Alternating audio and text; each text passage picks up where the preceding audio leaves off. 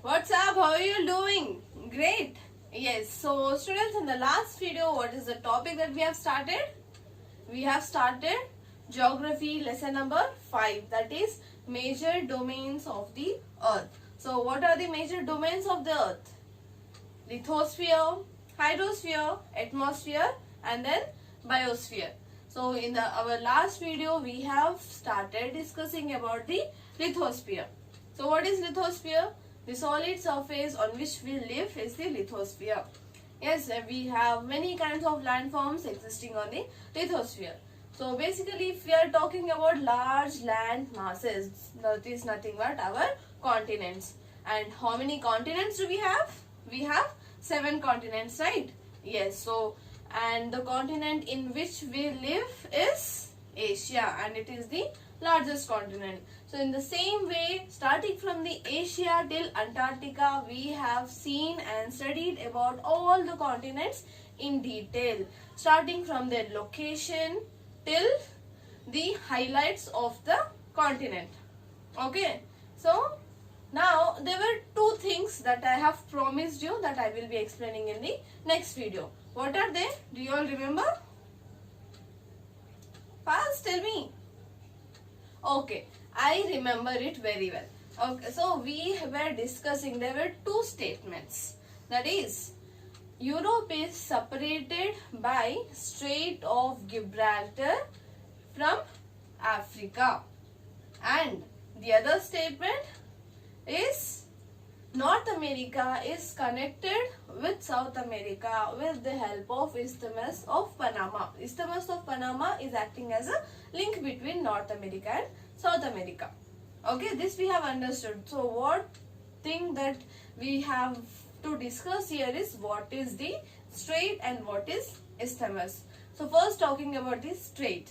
Strait is nothing but a narrow water passage which is connecting 2 large water bodies. Okay, a small body connecting, a small water body connecting the huge water bodies, 2 huge water bodies.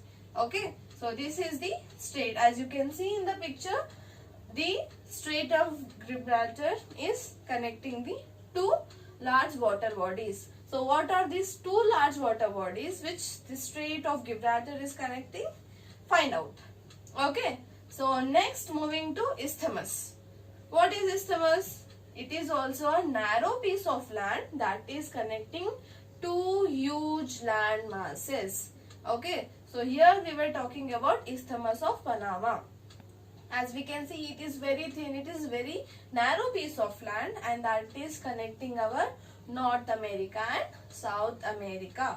Okay, so I hope you all have got your clarity about what is strait and isthmus. So here I have fulfilled my promise. Okay, so today what shall we discuss today? So today, students, what is the sphere shall we discuss about? Okay, as you have seen, I am talking from a very long time now, so I am feeling thirsty. Let me have some water. So by drinking water, I just remembered, what is the sphere related to water? What is it? It is called as hydrosphere. So today we will be discussing all about the hydrosphere and all the information and many facts about the water. Okay, fine. Teaching with bottle in the hand is difficult, no? So let me put it aside. Okay. Yes. So now, as we have decided that we will be discussing now about hydrosphere. Now hydrosphere is all about the water present on the earth. So what are the 3 states in which the water is present? So they are solid, liquid and gaseous state. So solid form of water, we can say that is ice sheets, glaciers and all, that will be coming under the solid form. Then liquid is our natural water which will be flowing in the oceans, rivers, lake, ponds. And gaseous is the water vapor. Okay, so these are the different states in which we can find water. So students, all these 3 states and all these forms of water together will be forming the sphere of water, that is hydrosphere. Okay, now as we all know, the surface of the earth is divided into two. One is land and water. And what is the proportion of water here? It is almost 71 percentage, right? So 71 percentage of water and 29 percentage of land is there. But still, when we are in the months of April, May, June, July, we usually face a problem related to the availability of water. When we say that on earth we have 71 percentage of water, then why do we face this lack of water? Why are we facing these water problems? Okay, why are we not getting sufficient water for our drinking and other purposes? Okay, let's see. Now, suppose we are the out of 100 percentage of the water that is present on land, on earth, about almost in that 97% of water is in the form of oceans, and the water present in the oceans is salty. Okay, and that makes the water usage very limited for the human beings. We cannot use salty water for our daily consumption in our daily requirements. We cannot use it. Now what about the rest 3%? The next other 3% is the fresh water that we drink. Okay, so on earth fresh water is only 3%. Now in that 3% also, again if we are dividing, then almost 97-98 percentage is in the form of glaciers and ice sheets, and rest 1 or 2 percentage we are getting in the form of liquid water, that is we are able to have access to it. So we can see that fresh water is really a critical source. Though we are having lot of water on the earth, but we are not able to use it because of the saltiness of it. Okay, so that is why it is said that if we have to not face any problem, we have to start water conservation. Okay, so one of the form in which our fresh water is found is in the lakes, ponds and underground streams, and usually fresh water will be falling by through the precipitation on the earth. So have you ever heard this word precipitation, students? Heard, right? Where did you heard? It is one of the like steps in the water cycle. Yes. So what is water cycle? We know water gets evaporated, then it gets condensed, then it will precipitate. That means it will be raining. So rain, water, whatever we will be seeing, it is a fresh water. The water cycle is also called as hydrological cycle. Now let's have a quick again some information, and let's recap what is this actual water cycle. Okay, we all have learned it lot of times, but still we'll have a short summary and recap. Come. So let's start. Okay, now first we will be seeing about the water cycle, the steps that or the processes that are involved in the water cycle or our hydrological cycle. So first, what is water cycle? It is the interchange of the forms of water on this planet. Okay, now it involves 3 different processes: evaporation, condensation and precipitation. Here we can see the picture of the water cycle. Now first process that we will be seeing is our evaporation. Water is transferred from the earth's surface to the atmosphere through evaporation. It is the process by which water, when it gets heated, it will be changing into gaseous form. Okay, from liquid it is moving to gaseous state. So how is this evaporation happening? So 80% of the evaporation happens through the oceans, and 20% of the evaporation happens from inland and vegetation. So the evaporation that happens from the inland water and vegetation is called transpiration. Okay, as you can see here, whatever the excess water that will be present in the plants, when it is getting evaporated, then it is called as transpiration. Okay, so this is the process of evaporation. Next, we will be seeing the condensation. It is the process by which the water vapor in the atmosphere, when it gets cool, it changes to its original state. Okay, now this condensed water may appear as cloud, fog, dew. Okay, so here you can see the fog. This water vapor kind of thing what we are able to see here is the fog, and the water droplets on the grass is the dew. Usually we can find such scenarios in the early morning, okay, especially in the winter season. Next, the last process is the precipitation, through which the fresh water falls on the earth. Okay, so now when water droplets get too heavy to remain suspended in the air, they fall to the earth. That means it rains. Precipitation can be in the variety of forms. It can be in the form of rain, sleet or snow, freezing rain, etc. So here we can see, sometimes we say, tell, right, in Hindi we say ole. So when it's raining, sometimes we can find this sleet, snow, and this freezing rain. That means water gets freezed. So this is the precipitation. Now, will this cycle stops here? No. The water gets evaporated once more. Thus the water cycle is a continuous process. First it will get evaporation, then transpiration, then it will get condensed, then again precipitation, then again the cycle will be continuously repeating. Okay, so let's see a clip about this water cycle, students. Okay.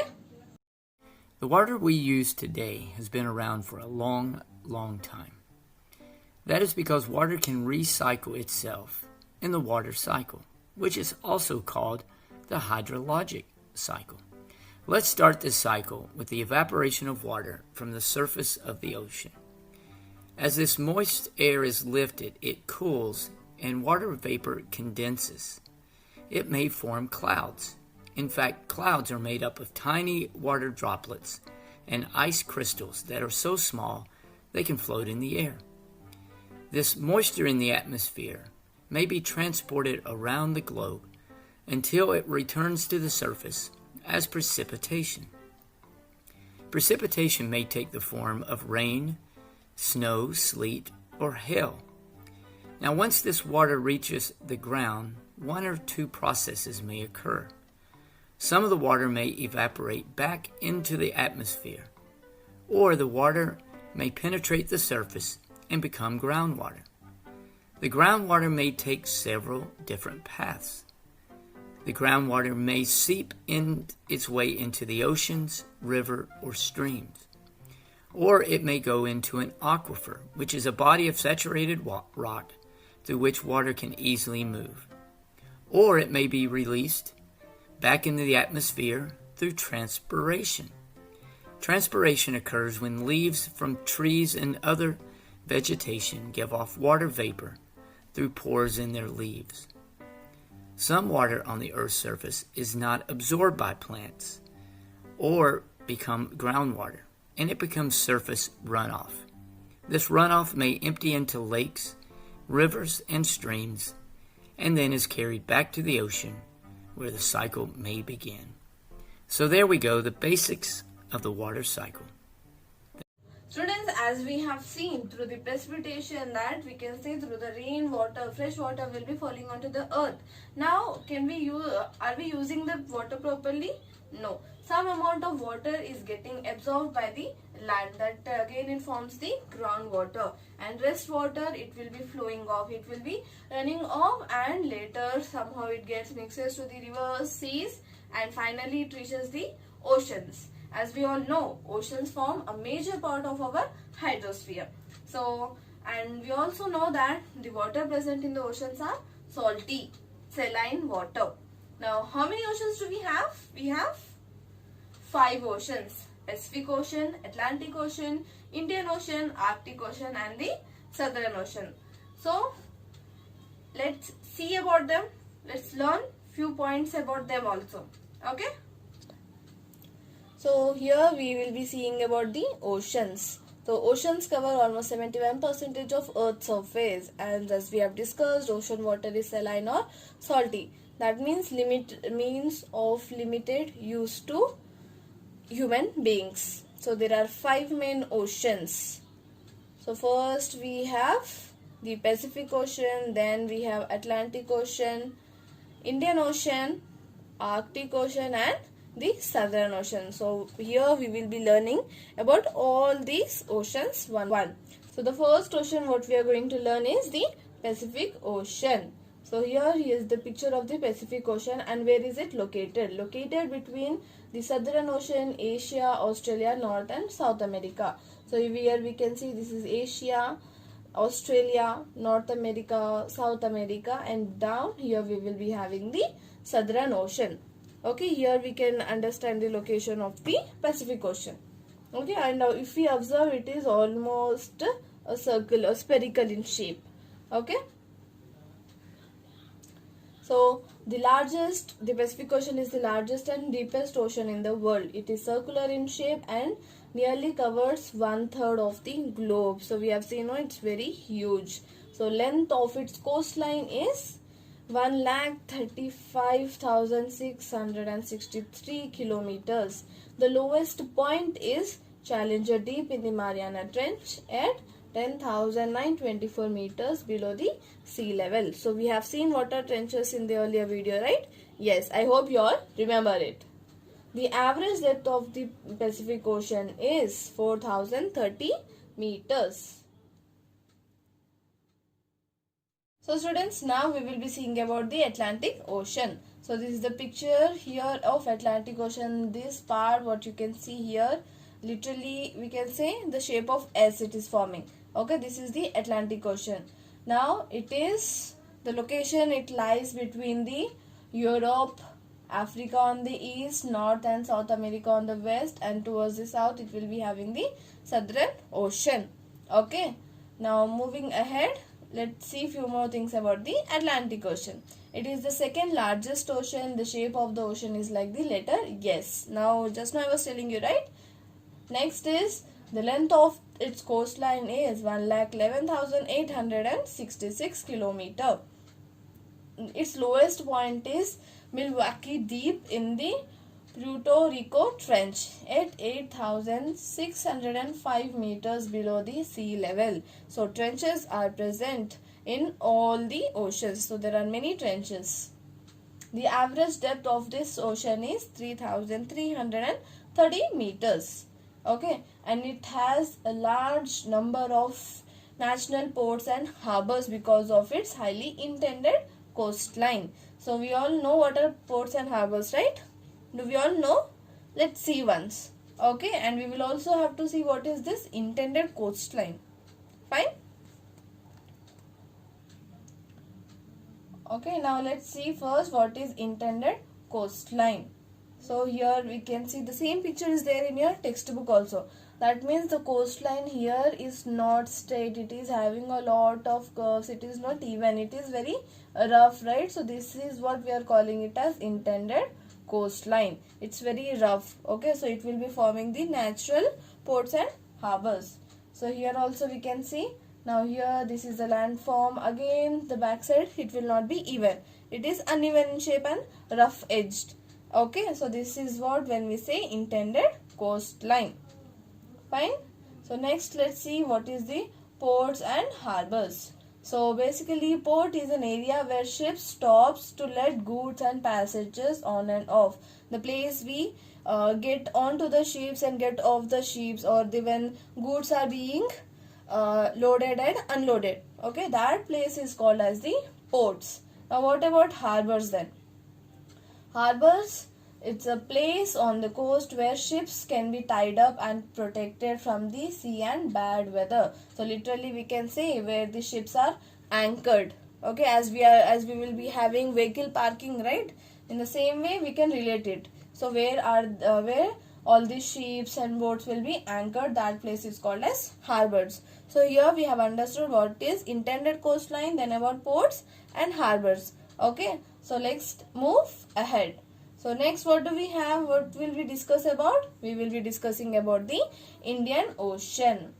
So here we can see this is the Indian Ocean. Now let's see the location of the Indian Ocean. It lies between the Asia, Africa and the Australia. Okay, and this is the only ocean that is named after a country. Okay, now this is the third largest and warmest ocean. Okay, this ocean is in triangular shape. As we have seen earlier, it's a bit in triangular shape, right? Yes. The length of its coastline is 66,526 kilometer. The lowest point is Java Trench at 7,258 meters below the sea level.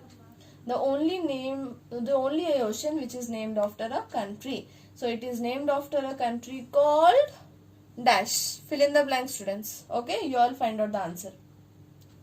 So next here we will be discussing about what? The Southern Ocean. Okay, so here we can see this is the Southern Ocean which is surrounding the, what is this land? What is this continent here? It is Antarctica. Yes. Now let's see the location. It is found between 60 degrees south, between the 16 degrees south and Antarctica. 60 degrees south. Okay, that is our Antarctic Circle. Okay. So let's see a few more details about the Southern Ocean. This ocean is also known as Antarctic Ocean. As we have seen, it is surrounding the Antarctica and it is between the it is from the Antarctic Circle to the South Pole. Okay, so that is why it is also called as Antarctic Ocean. Now it is found between 60 degrees south latitude and the Antarctica. The length of its coastline is 17,968 kilometers. The lowest point is Sandwich Trench at 7,235 meters below the sea level. It lies at the southern end of the ocean. Okay. So now next we will be discussing about the Arctic Ocean. Okay, so here we can see, now if we are telling that Southern Ocean is towards the South Pole, then the Arctic Ocean is towards the North Pole. It lies within the Arctic Circle and the North Pole. Okay, that was the Antarctic Circle and the South Pole, right? Yes. Okay, let's see the few details about the Arctic Ocean. This is the smallest ocean and it lies within the Arctic Circle and the North Pole. The coastline of Arctic Circle is about 45,329 kilometers from its Fram Basin. Okay, at 4,665 meters forms the lowest point of the Arctic Ocean. The most of the year the Arctic Ocean remains frozen. Therefore, economic activity is limited. Okay, so there is hardly any economic activity in this Arctic Ocean. So students, now we have discussed about the oceans, right? But usually when we see water which is present in the rivers and seas will have some sort of movement. That means it will be flowing, there will be movement in that water. Do you think the water in the oceans will also be moving? What do you think? Yes or no? If your answer is no, then what do you have to tell about these Amphan and Nisarga cyclones? What are these? Okay, so that means yes, there is certain movement in the ocean water. So next we will be learning about the movements of the ocean water. What are their movements? What are their names and how are they caused? Okay, so let's start. So now we are seeing about the movement of ocean water. Ocean waters are always moving. The three chief movements of the ocean water are wave, tide and the ocean currents. Okay, so we can say the restless. These oceans are restless. They don't rest. Okay, there will be continuous movements in these oceans. Okay, now we will see one by one about the movements. First we will be seeing about the waves. So, the rising and falling movements of the surface sea water are caused by the force of winds. Okay. Now, water waves, it is the rising and falling movements. Now, how are they caused? Because of the force of winds. Okay. So, here we are seeing about water waves and what causes the waves. Next, we have here the tides. What are tides?